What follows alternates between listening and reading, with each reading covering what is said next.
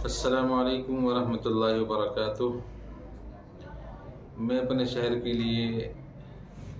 के मुसलमानों के लिए चंद गुजारिशात ईद की नमाज से मुताल्लिक़ रखना चाह रहा हूँ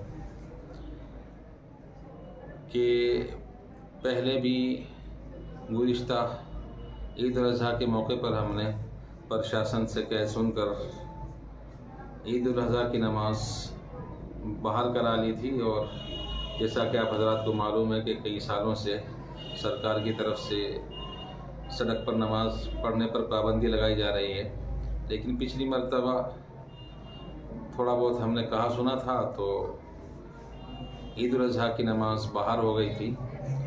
लेकिन उस वक्त में कुछ वीडियोज़ वगैरह वायरल हो गई थी, तो सरकार ने प्रशासन के लोगों पर, जो हमारे यहाँ के उस वक्त के SHO साहब थे, उनके ऊपर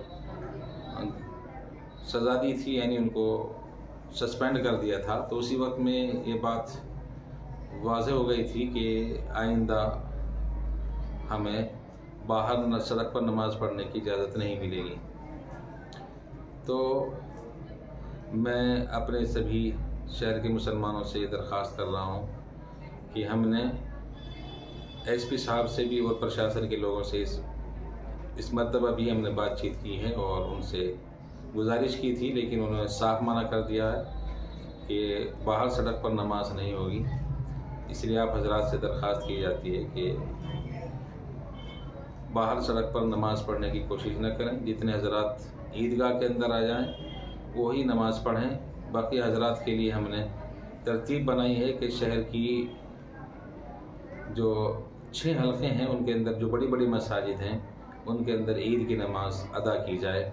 और हमने जो शहर के जो ज़िम्मेदार हैं, जो हल्के के ज़िम्मेदार हैं, उनसे कह दिया है कि वो एक तरतीब बना लें और उसी के मुताबिक फिर ईद की नमाज अपनी मसाजिद के अंदर, बड़ी मसाजिद के अंदर अदा करें।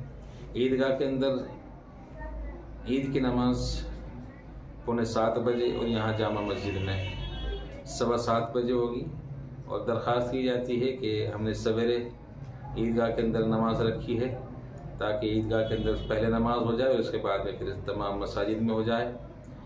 और दूसरी मुझे गुजारिश ये है कि हमारी जो ईदगाह है ये पूरे शहर के लिए नाकाफ़ी है, और जो सुन्नत तरीक़ा है कि ईद की नमाज शहर से बाहर पढ़ी जाए, वो भी अब हमारी ईदगाह का शरई हुक्म नहीं रहा है।